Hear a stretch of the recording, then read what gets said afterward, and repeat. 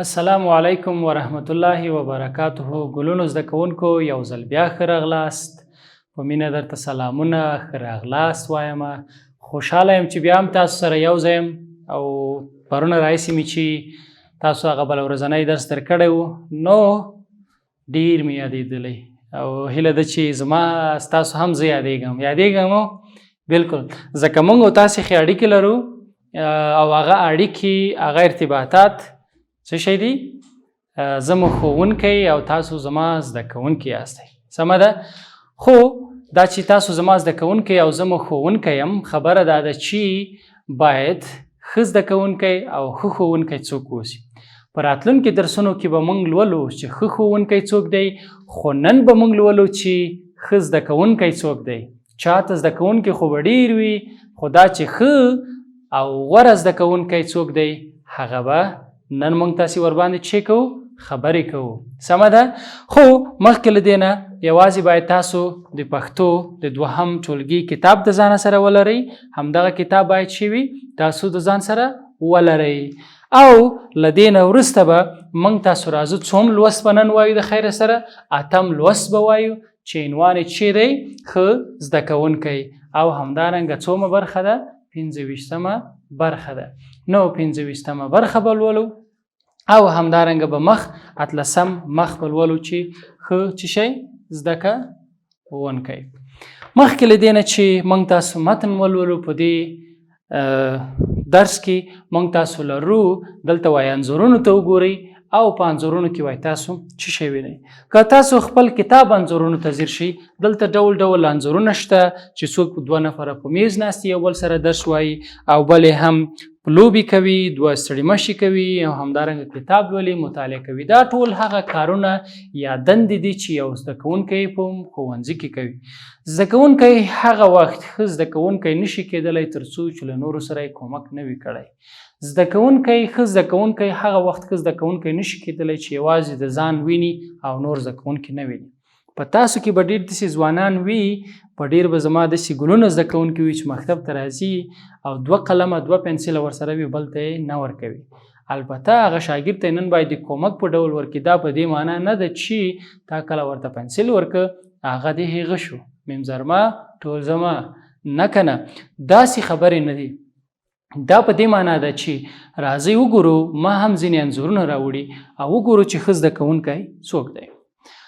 په اول انځور کې تاسو وګورئ ښوونکی او زده کوونکي ناست دي. اول خو دا د هغه زده کوونکي چې هغوی په صنف یا ټولګي کې خپل فعالیتونه ترسره کوي هغه ته موږ ښه ښوونکی وایو. داسې نه چې ښوونکی وایي چې تاسو مثلا ګل پیژنئ او هغه یې پیژني بس د وسه نه کېږي چې لاس اوچت کړي یا غږ وباسي یا استاد ته ځواب ورکړي، وایي استاده د وسه مې نه کېږي، یا هم د میز په سر ویده وي یا هم ویده وي. دا موږ دې ته ښه زده کوونکی نه شو ویلی. ګورئ ښه زده کوونکی دا دی چې استاد خبر کړی ده او ټولو لاس اوچت کړی، خو په دې کې ښه زده کوونکی نور هم شته دی چې لاسونه یې نه دي اوچت کړي ځکه هغه په دې باندې نه پوهېږي. دا په دې معنا نه ده چې ته نه پوهېږي او باید ضرور د لاس اوچت کړي، نه، صداقت باید ته وښیې، رښتینولي باید په دې کې وښیې او فعال واوسئ.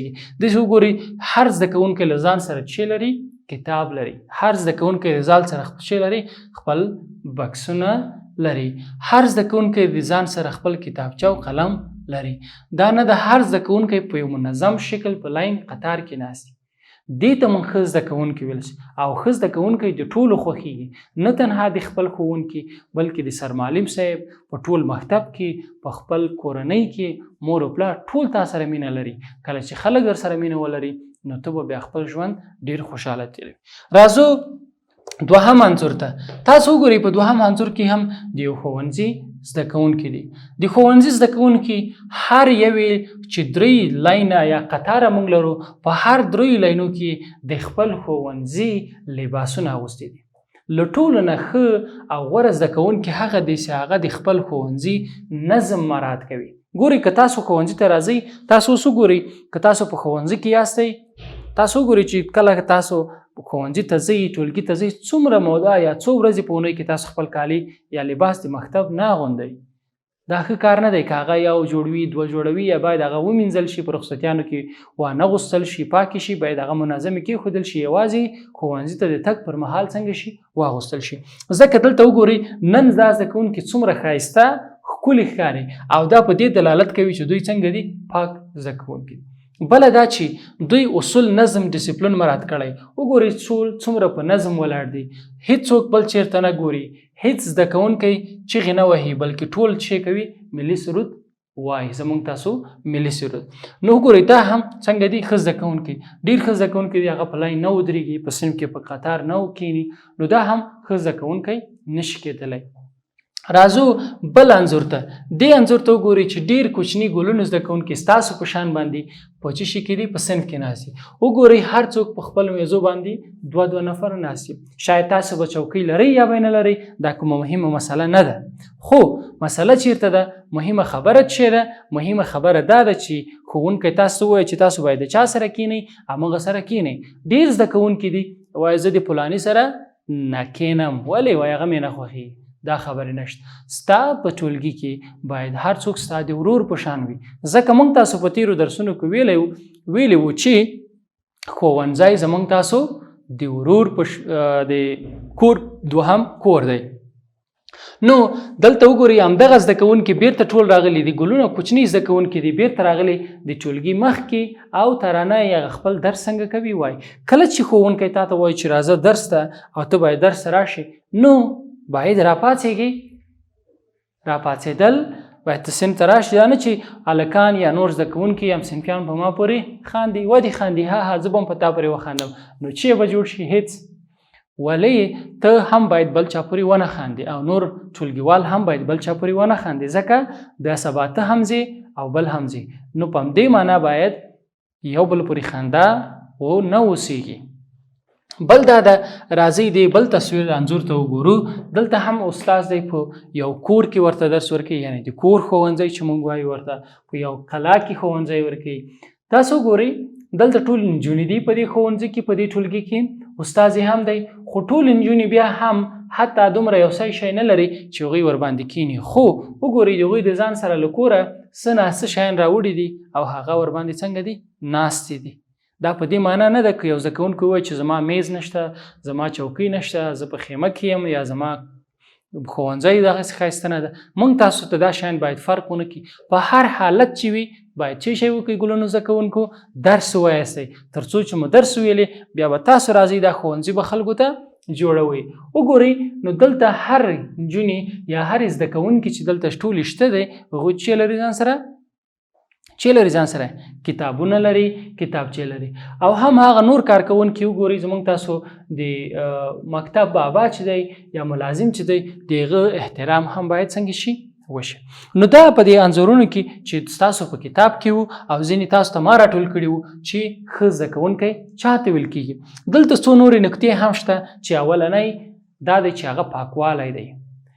هغه زده کوونکي چې هغه خپل نوکان خپل ویښتان خپل ټول وجود خپل کالي خپل کتابونه دغه خپل ماحول پاک ساتي موږ هغه ته چې ویل کېږي موږ هغه ته وایو ښه زده کوونکی غوره زده کوونکی. هغه زده کوونکي هغه شاګردان چې هم خپل کالي هم خپل لاسونه هم خپل ویښتان هم خپل مخ هم خپل بوټان هم خپل کالي هم د مکتب کالي جامې دا ټول پاک وساتي موږ او دغه کتاب بیا ورته چې وایي ورته ښه زده کوونکی وایي. هر څوک ښه زده کوونکی نشي کېدلی خو که تاسو وغواړئ کېدلی شئ دا خو څه سخت کار هم نه دی نه دی. نو تاسو اوس په ځانو کې وګورئ چې تاسو ښه زده کوونکي یاستئ که نه یاستئ. البته چې زه په دې باور یم چې تاسو به ټول ښه زده کوونکي یې. نو پاکوالی به هم ډېر مهم شرط وي. هر زده کوونکی چې له دې نه وروسته ښوونځي ته ځي باید جامې ځان مو بوټان مو د مکتب هغه جامې مې چې ویلې د خپل نوکان مو لاسونه او مخ مو خپل بیگ مو خپل کتابونه مو او خپل هغه محیط چې تاسو پکې اوسئ یا کښېنئ په ټولګي کې باید پاک او سوتره وي. کله چې داسې اوسیږي نو بیا موږ تاسو ته وایو ښه زده کوونکی او دغه دې مبارک شه. ښه همدارنګه راځو مرستې کومک. موږ تاسو په مرستو ډېرې زیاتې خبرې کړې، په همکاري په درس کې مو موږ تاسو خبرې وکړې. بیا هم ښه زده کوونکی له یو شرطونو نه دا ده چې هغه باید له نورو سره مرسته او کومک وکړي. مرسته او کومک ما مخکې مو ویلې چې پیسې نه دي، خوراک نه ده. مرسته یوازې ښه خبر هم چاته کول دي، یو چا سره ګډ کېناستل، درس ورسره لوستل هم ښه خبر مرستې دي. یو چاته قلم ورکول د نن ورځې دپاره، یوه ورقه ورکول هم دي. چا سره په لاره ګډ تګ او ښې خبرې کول هم کومک او مرستې دي. دا زموږ تاسو د ښو خویونو نه دی چې موږ تاسو په هر وخت کې نه یوازې په ټولګي کې بلکې په هر ځای کې یو بل سره چې وکړو مرستې وکړو. کله مو چې د یو بل سره مرستې کولې نو طبیعي ده چې نور خلک به هم زموږ سره چې کوي مرستې کوي. نو بیا موږ او هغه ټول د ښو زده کوونکو په څه شي کې راځو؟ قطار کې راځو. آیا ښه زده کوونکی نور خلکو سره جګړې کوي؟ البته چې نه کوي. کله مو چې جګړه وکړه نو ښه درنه لاړه. احترام درناوی هم ځان ته، هم مور او پلار ته، هم ښوونکي ته، هم تا نورو زده کوونکو ټولګیوالو ته، هم صنفیانو ته، او هم د ټولنې د کلي د کوڅې هر سړي او وګړي ته، که هغه نر وي که هغه ښځه وي، که هغه لوی وي که هغه کوچنی وي.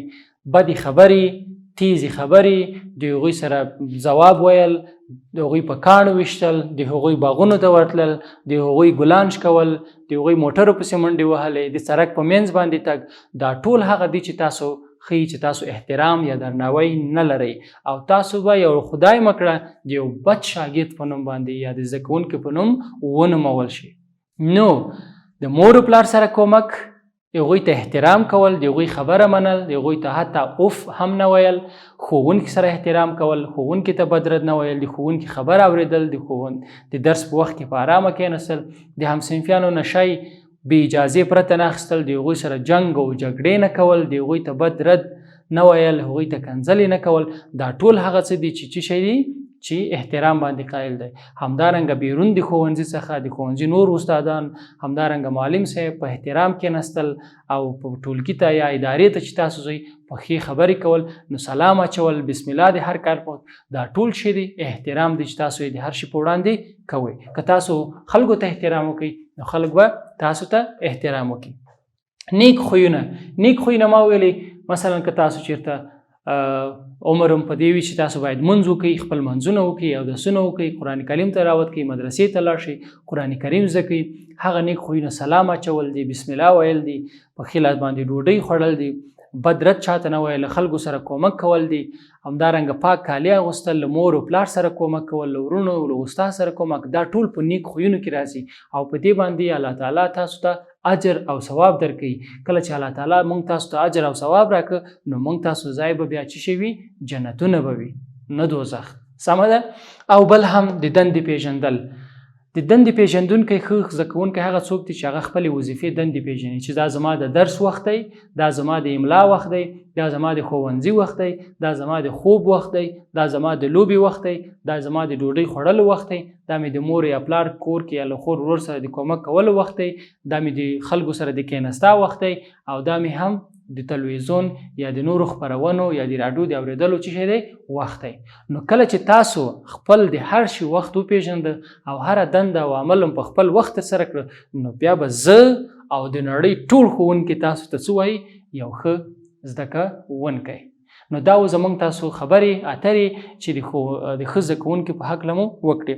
راتلونکي درس کې به بیا هم موږ تاسو د ښه زده کوونکي په هکله متن ولو، خو مخکې له دې نه چې زه خدای پاماني واخلم دا باید څو ځلې ولولئ، او راتلونکي درس کې به بیا هم زه تاسو ته راځم او یو ځای به سره درس وایو. اوس هم په لوی او بخښونکي رب سپارم، هر چېرته چې یاستئ همدغه رب مو مل شه.